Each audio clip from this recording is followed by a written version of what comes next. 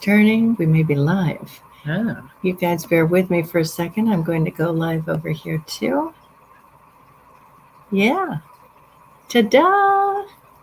I think that's good. okay. All right. Now, this is my first time doing this. So I am going live. Hold on. Let's see. Everybody bear with me. I just set up all this software today, being very clever. So just be patient for 1 second while I look at something here. And doesn't seem to be live over here. Go live. Ah, Okay. okay. So I'm going to trust that it's going live here, and I'm live over here. And I'm going to just check one more thing. This is fun. I'm liking this.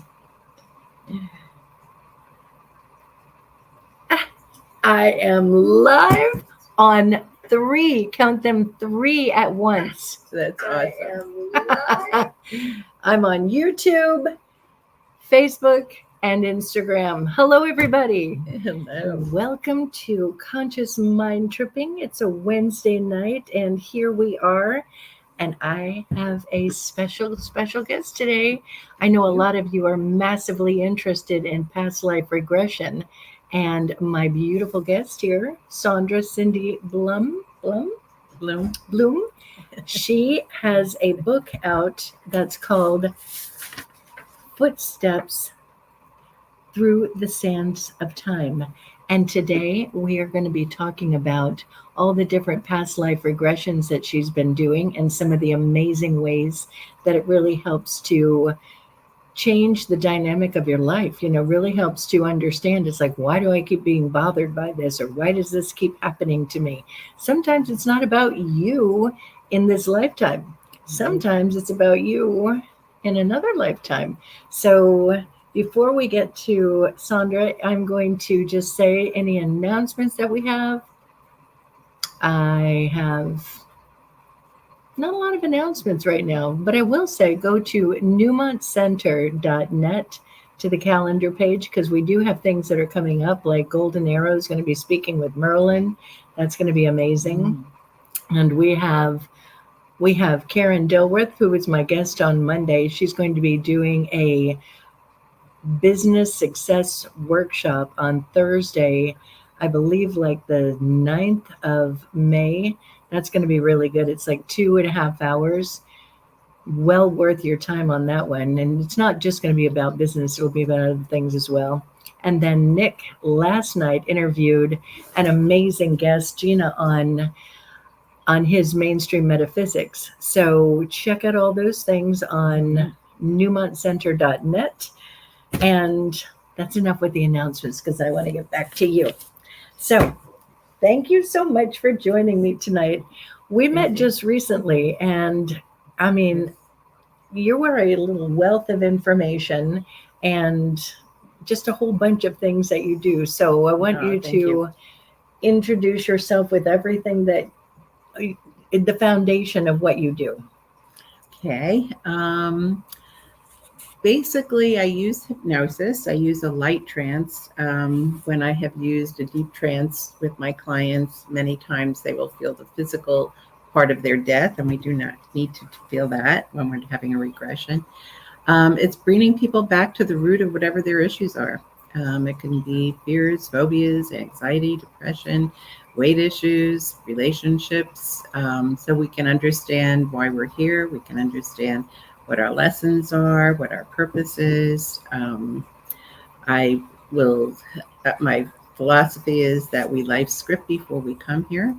That will set up a blueprint so that we will choose our traumas and difficulties in our life so that we can learn the lessons that we're here to learn. And we do have free will, so we can change that life script at any given time. But we are here to learn many lessons, and one dominant lesson that will follow us around through life. Usually it's the pattern that keeps showing up in our life until we get that lesson. They're not easy. In my book, I went back to read through my lessons about 3 years after I published the book, and each chapter are different chapters for why people came to see me. But almost 50% of those who came to me, their main lesson was self-love. That's a really big one here, and a really important one here, and a really difficult one to learn, funny enough. People say, well, I do yoga and meditate, and that's a wonderful thing. That's self-care, and yes, that is part of self-love. But the really big piece of the self-love piece, and I really am very much on top of that self-love piece, because it's about self-respect. It's not allowing anyone to disrespect you in any way. It's about when someone disrespects you or says something unkind to you, you want to take your power back and just say, I love myself too much to allow you to treat me this way. And that way you do take your power back, and telling them when they're compassionate, you can have a relationship. And not only have you taken your power back, but you're teaching the other person that their actions are inappropriate. And they may not have known that, so they're learning a lesson too. Speaking our voice is very important in the self-respect realm. Absolutely. And feeling worthy. So how did you get into doing past life regressions? I mean, how did that happen? So you're a hypnotherapist. Yeah, well, that came later. It came right in the beginning, but it's kind of a cliche way of sliding into this whole work. Back when my son was 4 years old, we were watching TV. He fell asleep.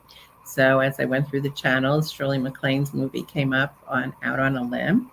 And when I saw that, and she explained about her past lives that came up when she did energy work, it was like someone reached in and grabbed me and said, this is what you have to do now. And I was totally not expecting that. I have a master's in special ed and counseling, a bachelor's in English. I never thought that I would be going into hypnosis or past life regression. I did have a near-death experience at 8 years old, and I think that did kind of set me on the path already. But I didn't really understand that until Shirley's movie came up, and went down to Maryland, and I learned Ericksonian hypnotherapy. When I talked to him about doing past life therapy, he was furious with me, the instructor, and said, absolutely don't use this work for that. And Erickson would be so angry with you. So I don't think Erickson would have been so angry with me, but here 37 years later, I still do this work. I'm never surprised, but always amazed at the healing that happens so quickly with everybody. And it's amazing and very deep work. It changes our DNA. And there's a lot of information that comes from the other side with this, of how we incarnate, why we, come here, what it is we have to work on. And again, what is our life purpose? What have we come here to do? Right. It's amazing that we can actually change our DNA by doing this. We change our minds, we change our DNA. It can be an extremely powerful modality for healing. Absolutely. So in all of the work that you've done, what are some of the cases that you've worked with that have been, like, wow, they've really stood out for you? Well, the universe gave me my first 5 that were probably the most difficult of all the clients I've ever had. So it was either you swim or you're going to sink. And the very first one was a woman who called for her daughter who had anorexia, and she was dying from her anorexia. She said they had tried everything. They went to hospitals, therapists, medication, nutritionists, everything. I'm going to jump in for a second Sure. on this one. And I want you guys to understand about anorexia. I had this girl, I literally had to refer her to a rehab, because when you are in the throes of anorexia. I mean, this mother brought her daughter to me, and I think it's like the only client I could not just make any headway, because when you are so malnourished, Yes. the gut is your first brain. And it is like this girl was just clicked out. She just was not present in her body. And she was just like in a daze. And I suggested for her to go to a rehab that I knew about. And I'm pretty sure she got the help that she needed.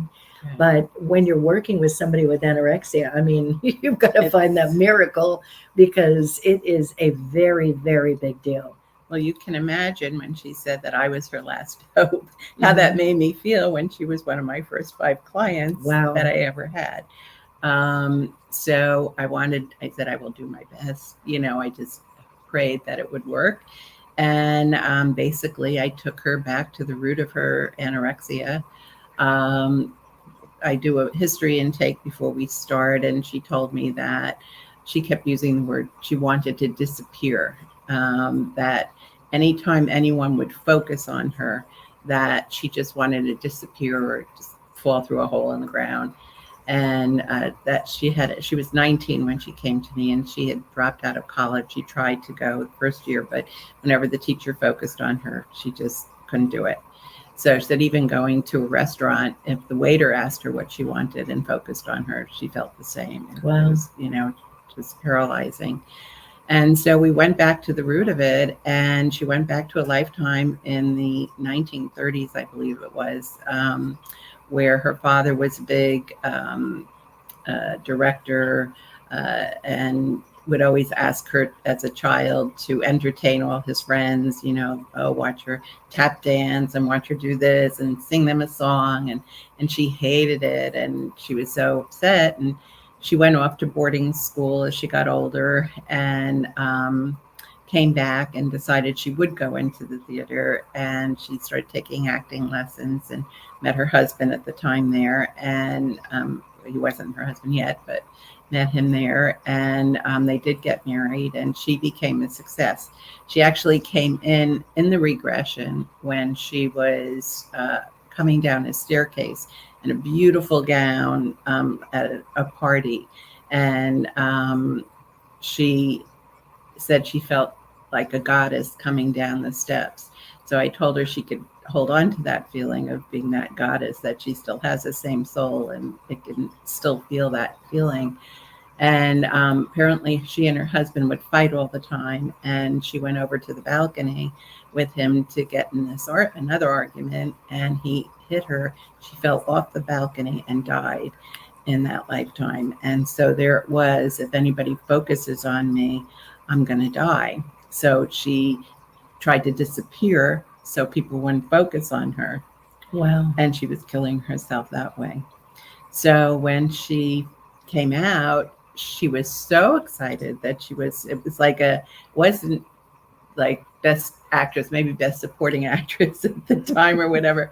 This party was for her. And she just couldn't stop thinking about the image that she felt that she was that person, and that she looked so beautiful and all that. And it gave her a whole different image of herself. So she actually channeled the light when we went to the other side to get messages. And they said that the light said, or God, or whatever source you'd like to refer to this as, that she needed to go and put her attentions to someone else, and that she needed to become a teacher, and that if she would put her attentions onto the children, she would take that attention away from herself. So it was just like this amazing clearing that, her mom called me because she wanted to come see me. She said, if you help her, I'll definitely be there to see you. And a few weeks later, she said she re-enrolled in school. She's doing great. It was just that one regression.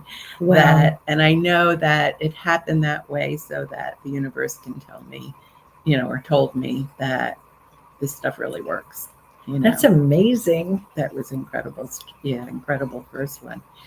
I'm going to just jump in for a quick second. Sure. So when you're looking at that, there's so many things that you can get out of a past life regression. So a lot of times people are like, well, why do I do whatever? And they're focused a lot on the challenge of it, or what, sometimes it's like they died a certain way, so they have a continual phobia of whatever. Right. But I love that she had that moment of just really Yes. feeling her power. Yes. And that's huge, because sometimes in huge. this lifetime, I mean, that's It's one of hard the to find things that I that. work with, Right. is like having people understand how powerful we are. Yes. And so when you're able to go back into another lifetime and feel that and bring it Yes. into now, Yes. wow, Exactly. that's huge. Exactly. I love that. And by the way, just really quick, I see Sure. that you guys have questions and comments.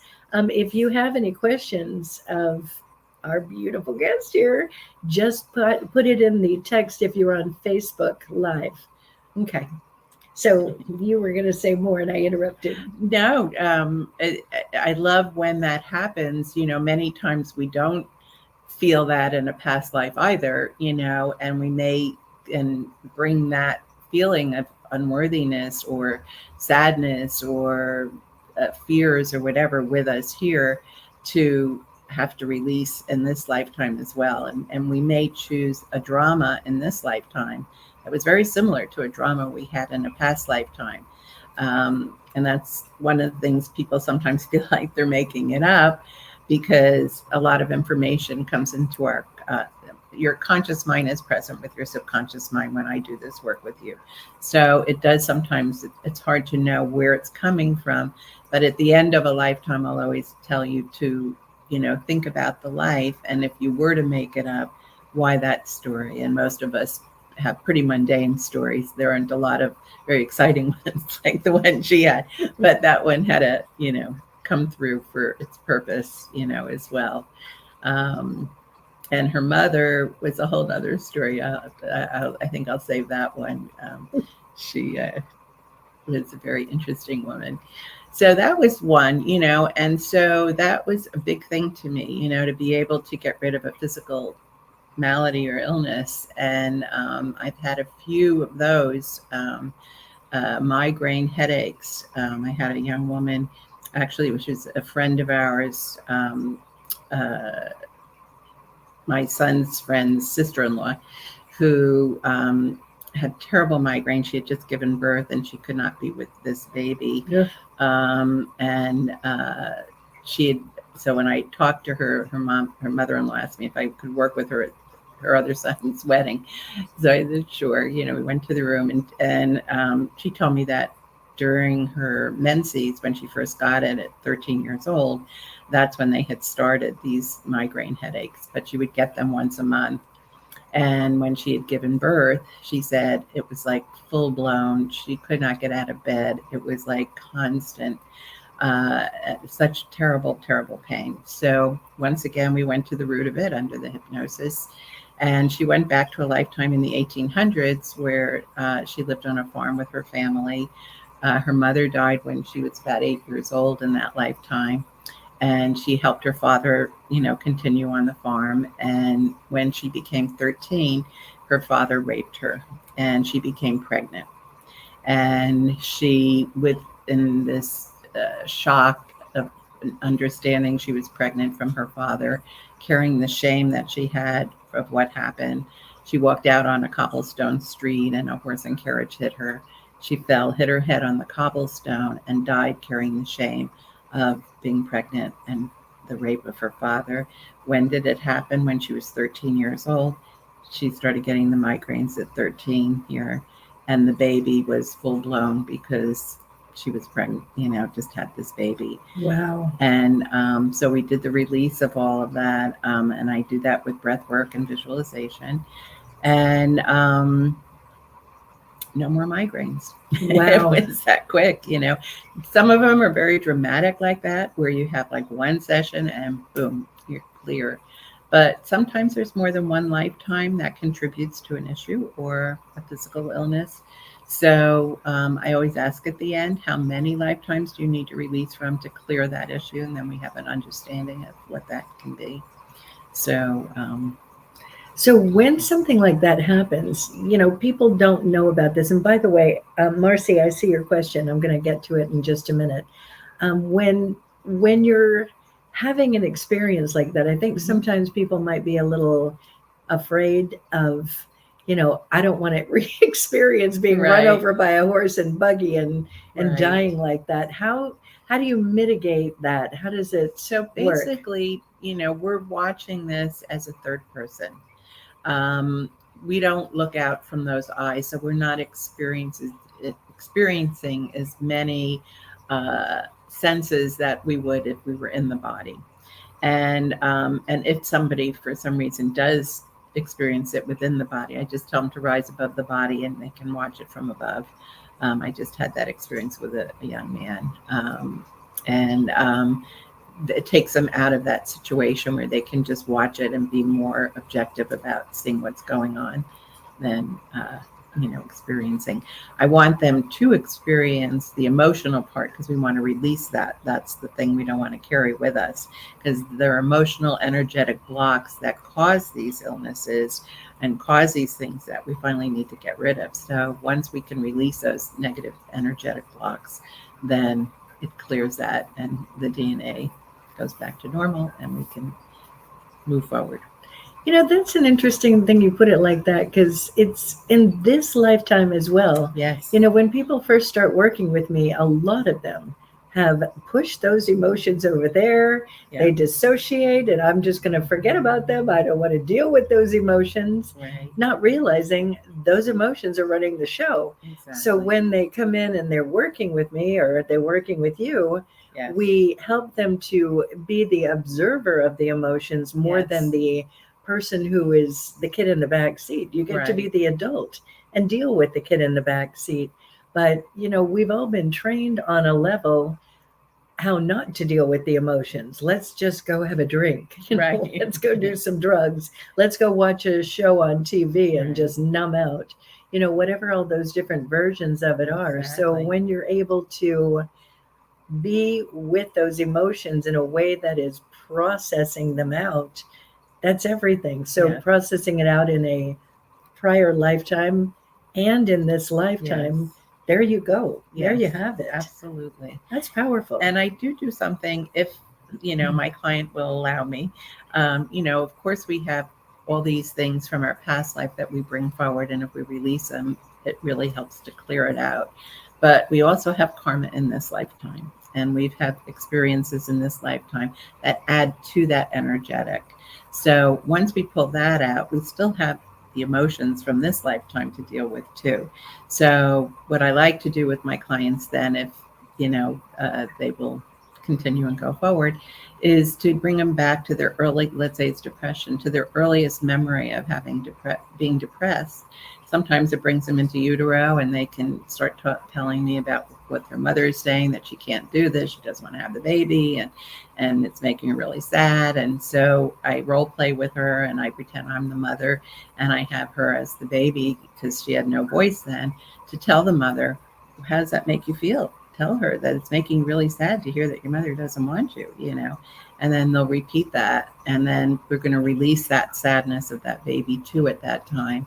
And as the mother, I try to be more positive and tell her, I'm so sorry. I had no idea you could hear what I was saying. I just was really confused then. And, can you forgive me? Because we want to get to that place of forgiveness. Yeah. And usually they can. Yeah. So, and we do it for every moment going through our history here in this life where we felt that something that caused that depression or was part of it. And we do that, until we get to now. I've actually worked with a fair amount of people who have had, whether it's in utero or an experience of abandonment by a mother. And there is a key thing that they don't understand, because as a baby, as a child, you take all these things personal. My mother didn't want me. Right. And there's a part of it where I let them know it's not that they didn't want you. They didn't know you. Right. They didn't want the responsibility of a baby or a child. Right. And it had nothing to do with you. Right. And so when you can depersonalize it like that and make it, a different perception, Yes. then it can change everything. Absolutely. Yeah. I want to say Marcy had a question back here. She's asking, can tarot cards tell you what I was in a past life? I don't know if you do tarot. I don't do tarot. I know some people can tell you who are psychic what your past lives were. It's very different experiencing it yourself versus through a psychic or through cards or anything else, because you're going through the act and feeling the emotions and everything, all the other parts of it. But that I don't know. I don't know about. Well, Marcy, I can tell you, Nick, my husband, Nick Newmont, does tarot. He is a psychic medium, channel, all of that. So you're saying here, you're asking because the card you got scared the hell out of you, pun intended. Nick can help with those kind of things. Look him up on newmontcenter.net. You'll see him there. And then she's also saying, I must have been run over by a truck or something in my past life. I have rheumatoid arthritis and fibromyalgia. Then she says, does past life regression change the future of learning our soul's lessons if we go back and change something like pain? So if you go back and learn, can it help something like the fibromyalgia and the arthritis? Well, not only learn, but release. I mean, it's the release part of the emotion that you went through back then. If, let's say, you were riding a horse and cart and you fell off and the horse stepped on your leg and you couldn't walk again on that leg and were miserable the rest of your life, and you left depressed because you couldn't work out in the fields anymore, you might come here with a bad leg again. It may be arthritis, it could be fibromyalgia, it could just be bad knees, whatever it be. But if we go back and release that depression that centered around your accident, it can heal here, absolutely. And I did find that arthritis is very tied into the emotion of shame. So just something to think about, as anything happened in your lifetime, in this lifetime, it's making you feel shame in any way. She's saying she actually got stepped on by a horse when she was 5. Yeah. There's so many things that contribute to all of this. And just that alone can be a big part of it. Oh, sure. Yeah. So there's an interesting book, Marcy. It's called Metaphysical Anatomy. And in there, you can find all this stuff, the emotions, the mental, that is underneath the physical of what's going on. So you can check that out. But also, it's so funny that we're talking about the legs and all of this, because I went to Saundra and had a past life regression, and that was part of my story. I was on a farm, lived on a farm, and I had this whole thing that happened with my legs. And in this lifetime, I've definitely had a lot of issues with my legs. So like, how are they feeling now? Really good. I've been doing really good. And Marcy, there's a part of it too where you might want to look into doing something like hyaluronic acid. That can really help with arthritis kind of things. And now Gloria is saying, I've been going through physical issues in the last 5 years, determined to get through. How does the past lives create these issues later in life? Yet prior to the past lives, I was in perfect health. Oh, prior to the past 5. Are you saying 5 years you were in perfect health? So, wait, let me read that again. I've been going through physical issues in these last 5 years, determined to get through. How does the past lives create these issues later in life? Oh. Okay, yet prior to the past 5 lives, I was in last 5, I was in perfect health. Okay, very good question. We have triggers in this lifetime that will bring us back to those memories.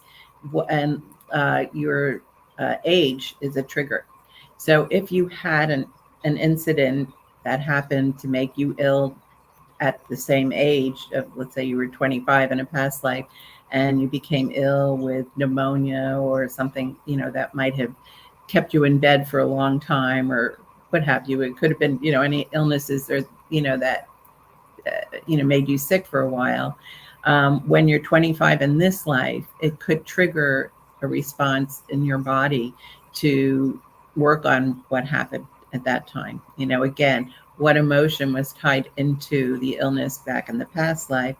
Releasing that can definitely help your illness in this life. It's fascinating. Yeah. The age is definitely a trigger. It could be smelling something, that can trigger you back to a past life. It could be being in a certain place. Many people talk about deja vu, that they feel like they've been there before. Most likely they've been there before, in a past life. But places and things and foods even, can trigger us back to certain times in our past lives. People can trigger us. And people, absolutely, people.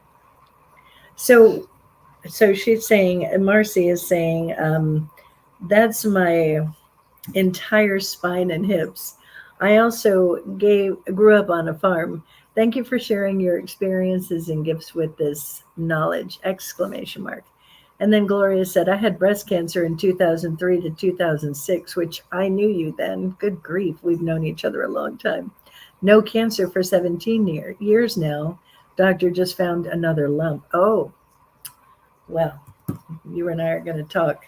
So again, when you're looking at something like that, it can be in this lifetime a trigger, and it also can be something from past lives as well. Right. And usually when it comes to the breast, I myself had breast cancer. There's a lot that has to do with nurturing and children, and because that's our nurturing place. So, something in this life, if a child goes off to college, it could trigger something for us of loss and abandonment or what have you, and we want to still nurture that child, so we can get triggered and have something show up. Right. So what is another one of your cases? I'm all kinds of fascinated. Okay, so that was physical and depression. Okay, addiction. That's a big one. It's huge. There's so many things today that we are addicted to, more than ever.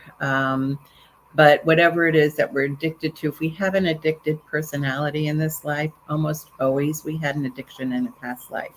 They could be very different addictions, but it's part of that personality that needs to be worked on when we come here. So we'll come here again with this addiction to try to alleviate it. We have a lot of things today that can help with addictions. So, okay, let's see. Well, this one kind of is an addiction and also a fear. I had a man who was quite large come to me, whose wife was ready to divorce him because he used to hoard food under his bed at night. And he loved to eat, and he would eat whenever he could, finished always everything on his plate. And he just couldn't get enough food. And his wife, like I said, she was ready to leave him. She couldn't handle the food under the bed anymore.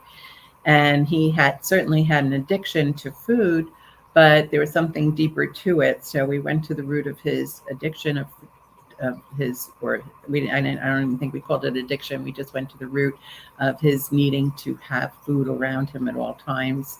And he went back to a Holocaust lifetime where he had no food, and he had to hide the little pieces of bread under his mattress, or people would steal it from him. And that's where the bed thing came from, hiding the food under the bed. And, when he got to see that and, where it came from, and we released it and all that, part of the release is also bringing the memories from the subconscious to your conscious mind. Once it's in your conscious mind, it can release very quickly as well. But I did help him with the release, and he was much better. He didn't need to hoard it under the bed anymore because he knew he could have food whenever he wanted to, that it wasn't going to be taken away from him. And he agreed to go on a diet, and go into therapy with his wife and try to, heal his relationship with her. So something like that, can be an addiction. People who are addicted to pills in this lifetime could have been addicted to alcohol in another lifetime, and I had somebody I was just working with, this young man who came to live actually with my sister.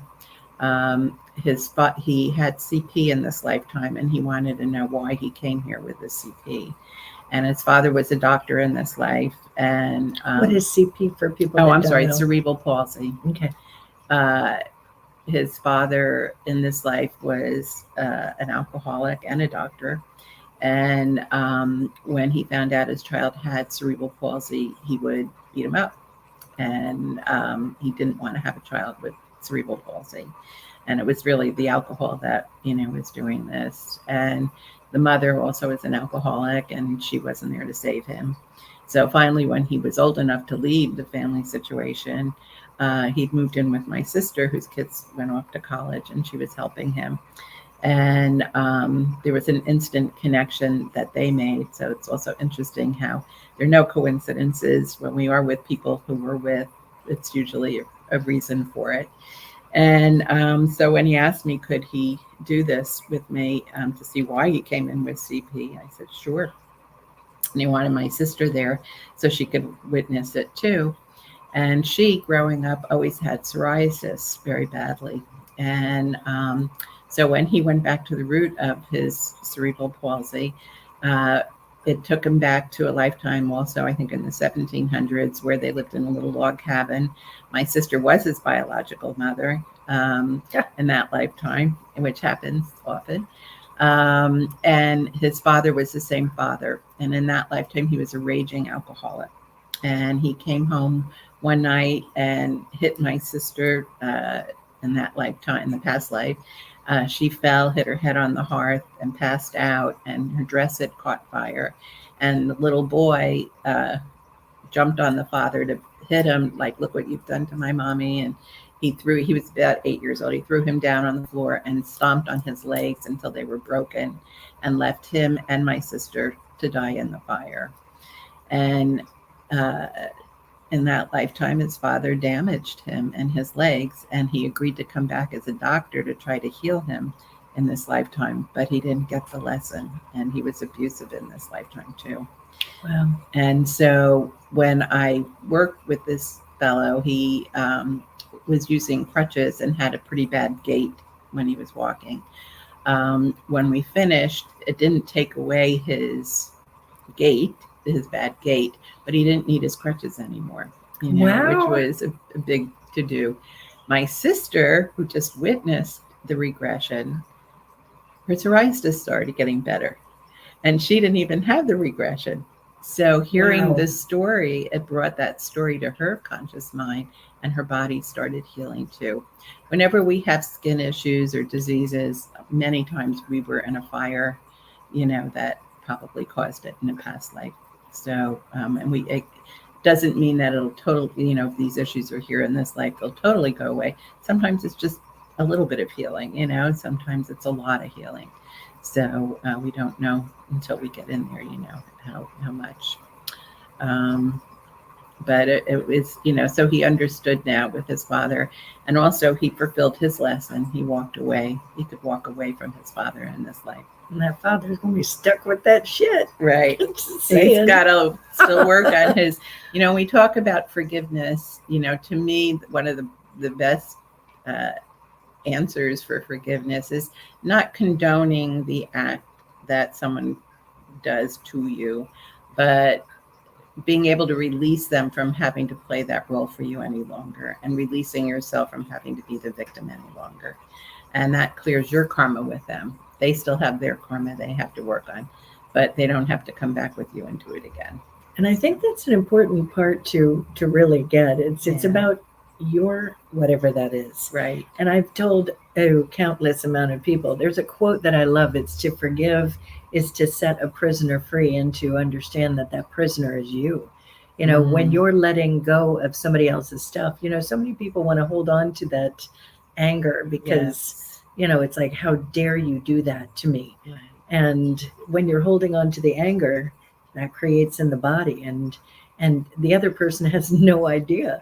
And so you're holding on to it like, I'm going to show you I'm angry with you. And it's like, does nothing. But It when doesn't you're hurt. letting it go and you let go of that connection with the other person, and you are now learning the lesson Yes. in this lifetime, there you go. Yes.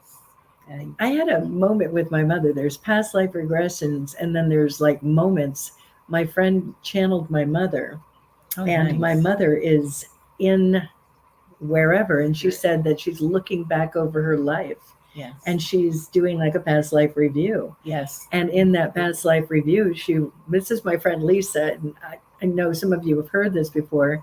In that past life review, Lisa's telling me, as my mother, she said, I wish I had spent more time with you and your brother instead of those cats. So in her review, she's realizing she really wasn't present with us. She Yeah. wasn't, being a mom. And it was really cool because I was able to say to her in that moment, it's okay. I am who I am now Yes. because of all of that. Yes. So there's all these ways to release the energy around it. And with every one of them, it boils Yes. down to love, right? Yes. Love is everything. Yeah. Absolutely. And it's self-love first. Hello, Nicholas. Everybody say hi, Hi. Nick. So I'll see you when we're done, sweetheart. So I love these stories. I mean, I think people can It really is. relate. It's like amazing. So the person, their psoriasis gets better. He's not walking with his His crutches. crutches anymore. Jeez. I know, and they're dramatic. And there's some people who will go in and have a session, and they come out, they might feel just a little better. So many things can affect it. If there's more than one lifetime that's affecting it, the more we go back, the better they feel. But sometimes it's not a total healing either. But just feeling better is better. And the other part too, with who we choose, we do choose we do travel with the same soul groups, and we do choose our parents. And some people would say, I never would have chosen those parents, but we do. And we do because we need to. They're our core where we start learning from. And if they're not emotionally available to us, most likely we're supposed to learn the self-love piece. But also I say, if we chose them, they had to agree to it. And how many of us would say, oh, I'll be Cindy's abuser so that she could learn how to love herself? We have to thank them for being those great teachers for us, to agree to do that. I'd rather be the victim than to have to, in my mind, to have to abuse somebody. Right. But we've all been everything. We've all been the abuser. We've all been the victim. It's funny. We had a session here with Nick, and he was channeling Merlin, and Alexander was channeling Golden Arrow. And at the end of the day, I asked a question, and it had to do with how many children are having such a moment right now, and all of the stuff. I don't need to go into the details of it. And I had said to Golden Arrow, it's like I'm finding myself, I see this, and then I have to go back to holding it in prayer, and it's getting revealed, and these children are getting the help that they need. But then I go back to it, and I'm on this seesaw, and it was just painful. I just, it hurts. And so they said to me, and you'll love this, they said, Audrey, a lot of people look at that and they don't have the same reaction that you have. You have that reaction because in this lifetime, you have been the victim. And I was like, it's like, it hit me like a ton of bricks. And then she said, or they said, we all make a pact, as it were. Right. I will be the victim for you. I will be the perpetrator. And that's what they said. And they said, so when you are looking at this in this lifetime, it gives you another perception of things. And so again, you bring it back to love. Right. And I love you enough to be the perpetrator so that in this lifetime, we work through this. Right. And I think that's one of the important things in this lifetime, because we all have this information now. Yes. I mean, in many other lifetimes, and even in our past, in our histories, we haven't been able to have this kind of conversation. Right. So when you're able to be in this moment and you're looking at it with that new perception, and you're enveloping it in love and light and Yes. understanding and compassion, doesn't that just change everything? It does. It really does. And it's so hard sometimes, I know, when someone who has been a victim here, it could be from sexual abuse, emotional abuse, physical abuse, whatever the abuse is. It's a hard thing to share with them, but I do it because I feel like if they know this just wasn't a random act of God, that there was a real reason for it. You know, most people who've been abused in this lifetime have been abused in other lifetimes. Yeah. And couldn't speak up for themselves, because if they did, they would have been put to death.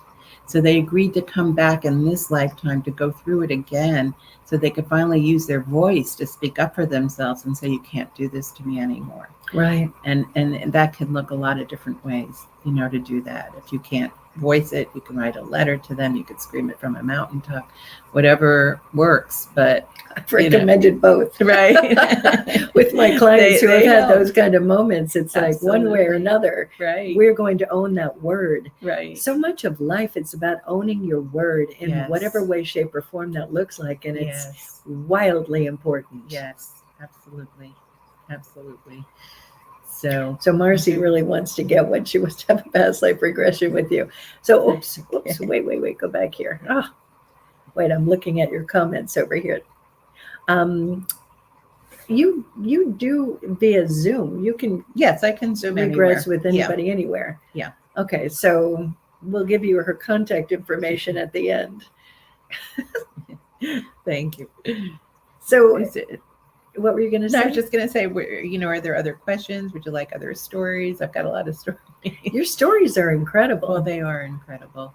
You know, we were talking a little bit about this. Yes. And I wanted you to share this little bit of a story too. And if you guys have any questions of her about regression, past life regression, or any of that, put it in your comments on Facebook Live, and that way we can ask her. So you were telling me about this. I'd love for you to share this with everybody. Before I moved out here, I lived in New York, and I started co-founded a group called the Katona Study Group for Integrative Medicine. Everybody's invited. There's still 26 years into this wonderful group, and they do it by Zoom now, so you can certainly join in, and basically have people come in who are some type of healers or have incredible stories, or sometimes mediums. You know, we have all different kinds of people who come. And we just had this incredible man who had an incredible story. He was a doctor. He had a son who he had triplets, actually, and this was the third. That's another interesting story, is the one I had with twins. But anyway, he had triplets, and one of the triplets was born well, I don't think he was even born brain damaged, but when, I guess, coming out, he became brain damaged. And he said he was always not taunting them, but always making them have to answer to him in some way or form. And I wanted to share some of the things. He ended up, when he was 21 or 22, he was out on a hiking trip with some group and had a seizure and had fallen face into this stream, and had became hypothermic, and they could barely resuscitate him. I think his body temperature was like 43 or something when they brought him into the hospital. And the father was across the country with his wife, where they lived. And so he was horrified when, of course, a phone call came through that their son was being resuscitated, and they needed to come. And so they did make it there in time before he passed. And when he passed, they both had this, oh no, I'm sorry, they didn't make it there. But when he passed, they both had the same image of their son.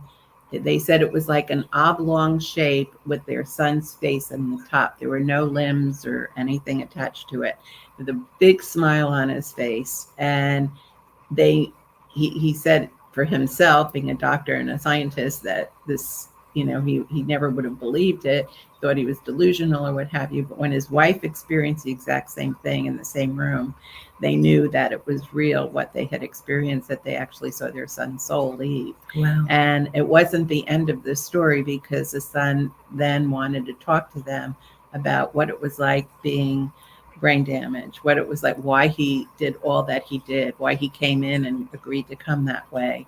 And I wanted to share some of the notes that came from the son to the father. And he would always have these synchronistic things happen with the son, with balloons and all kinds of things. But one of them was, he said that his son said that in his opposition are our greatest teachings, for they let you see the other side of things and of ourselves. So, it's one of these are all things you have to really sit and think about each one. There are, enough that I'd like to share with you, but he has a book out that's called Already Here. Just that one alone. Yeah. Sometimes people are like, I don't want those hard moments, and they just do everything. Just don't have this hard moment. That's where we get it all. That's where we grow. That's where we level up. That's where we gain some of the sloughing off of the crap, and we be that lighter version of us. So when there's a hard moment that comes and there's that challenge, it's like, you don't have to embrace it, but you can, be with it and know on the other side of this, there I am, Exactly. And he said that heaven is not a destination, it's a state of being, which I thought was very beautiful. Yeah. Also, the only important thing to learn in this life is love, which we're trying desperately to learn. Also, to be present and engage with each thing you do and with each person you meet. We're so plugged in with so many things, and there's so much going on all the time. It's being in that moment, really engage with the person. I feel that so deeply. Can I chime in here? Sure, go ahead. That is one of those things that people who are in relationships, they come in and it's like, he's always on the phone or she's doing this. And it's like, they don't connect because everybody's like somewhere else. Yes. That is a very common thing right now. Yes. Very common. Thich Nhat Hanh, I don't know if you know who he is. Yeah, of course. Okay. He had a story, which I always loved, of how a child comes into the room and the mother is cooking and she's thinking about what she did yesterday and what she's doing tomorrow. And the child just walks right by her because she doesn't feel her presence.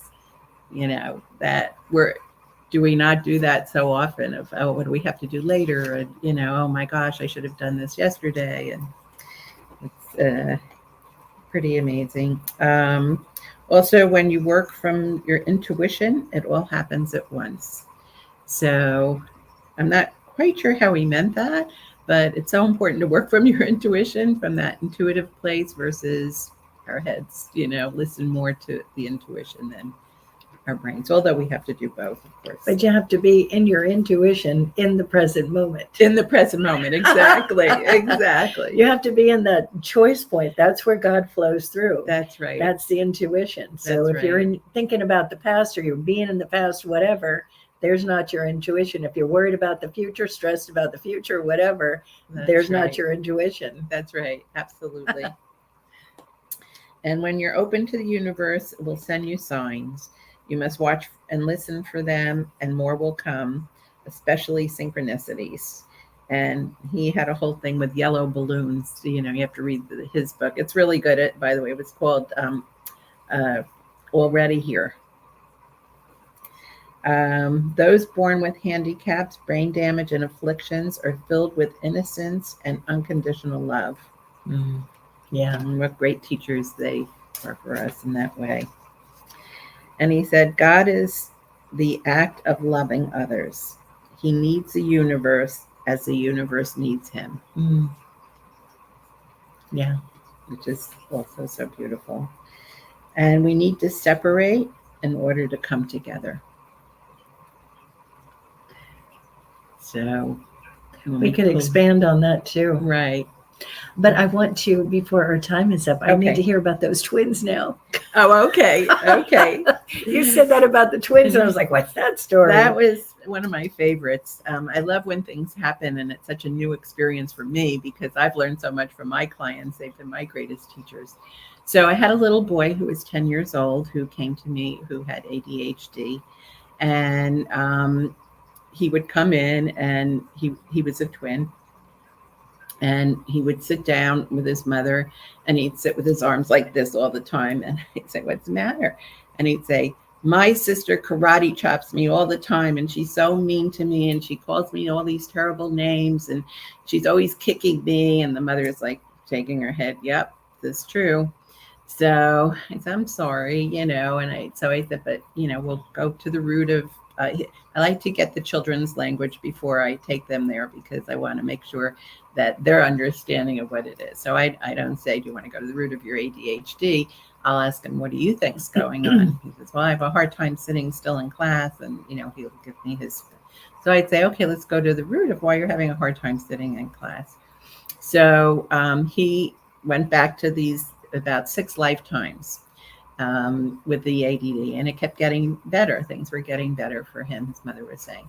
And they were going to be moving down to Washington, D.C. And so the very last time that we were to be together, again, he's sitting there with the arms crossed and still moping about his sister. And I finally said, would you like to find out why you came here with your twin sister? Why she's so angry at you? And the mother is like this, and he's like that, and I said, okay. So we went back to the lifetime that brought him here with his sister, and why she's so angry with him. So it turned out that he had a heart condition as a young boy, and he was always at the doctor's, always getting stuck with needles. And as he grew up, and it was, I think, back in the 1960s, so it wasn't that long ago, he ended up getting a heart transplant. And the person's heart he got was in a motorcycle accident, and who was the heart from his twin sister. So he ended up dying. It didn't take. And his sister was so angry at him when we went to Spirit Side for not keeping her heart alive. And that's why she came to, part of her heart was in him. Part of that soul was part of her heart. Oh, wow. So she came here as his twin, and an angry twin at that. And so we found out why she was so angry. And they were going to share that with her. That's one of the other lovely parts of this work, is that even if someone hasn't gone through the regression themselves, if you share the regression with them, if they were in the regression, it could help them release it too. Right. So, which is nice. That's just fascinating. Isn't that fascinating? I know. I love that one. And she contacted me when they got down to Maryland, where they moved to. And she said she didn't talk about her daughter, but she talked about that he has no fear of needles. I didn't know he had fear of needles, but he had no fear of needles anymore after that, because he found out where he kept getting stuck in that lifetime, because of his heart condition. So it took away his needle fear. There have been some documented, like, really amazing stories. Like, there's a kid, and I know you know the story. I'm sure you know the story. And he had he was born, and he was remembering his whole past lifetime as like a fighter pilot. Yeah. And there's all these stories also of children are very open. Children are very open. It's fascinating to talk with little people. I love talking with little people. Yeah. They're just, amazing. Yes. And there's all these documented cases of people, and again, with a heart transplant as well, where the person takes on some of the memories that are in the heart. Exactly. Your heart has a little brain in it. We were just talking about that earlier. Yeah. And when your heart has that little brain, and then you move that heart to another person, it's like there's been documented cases of them remembering things that are locked and loaded in the heart. Yes. So last night, I'm looking at the time, just going to say really quick, when you're doing any of this, when you're doing the past life regression, when you're doing any of this, all of it is designed to release from your heart these things that we burden ourselves with. Yes. Those hard feelings, that anger, the resentment, the guilt, the shame, the remorse, all of that stuff. That's right. So in this lifetime, when you keep letting these things go and you're understanding them and you're gaining that wisdom and gaining that resilience and literally dumping the trunk, that's the heart in the car analogy, Right. and you're letting these things go, then you are lightening your being Yes. to not only be in this lifetime, but for your next timeline. Yes. All the things that we are creating Exactly. at all times. Exactly. So before the last minute runs out, please share with them. Again, she has this amazing book. It's Footsteps Through the Sands of Time. It's on my Facebook page on the earlier post. And it's really just the introduction is really great. And all your stories and all the amazing things you have in there. So how can they reach you? Well, you can either get me on my website, which is Saundra, Saundra, Cindy, Cindy, Blum, Blum.com, or my phone number is 914-420-9349. And my email is Cindy, Cindy, pastlife@gmail.com. So thank you very, very much for being my guest today. Thank you for having Fascinating me. conversation. Thank you. And I It was look forward, great. I've sent her a client or two. I'm looking Yes. forward to hearing about their sessions, because sometimes when I have a client, it's like for instance, relationships, sometimes I'm going to go a second over. Relationships, sometimes it's like I'm looking at, sometimes when I'm working with couples, it's like this could be something else. Right. And so this one particular situation, we're going to see if it is something else. Right. And I'll let you know next week on this conscious mind tripping. I'll give a little update of what that looks like with you. Thank you for having me, and it was a pleasure being here. And Audrey in the center is amazing. So thank you. Yes. So I will see you guys all here next week. And Nick will be on Mainstream Metaphysics on Tuesday night. So I love you all very much. Thank you again and again. And I'll see you all next week. Have a good one. Bye. Bye.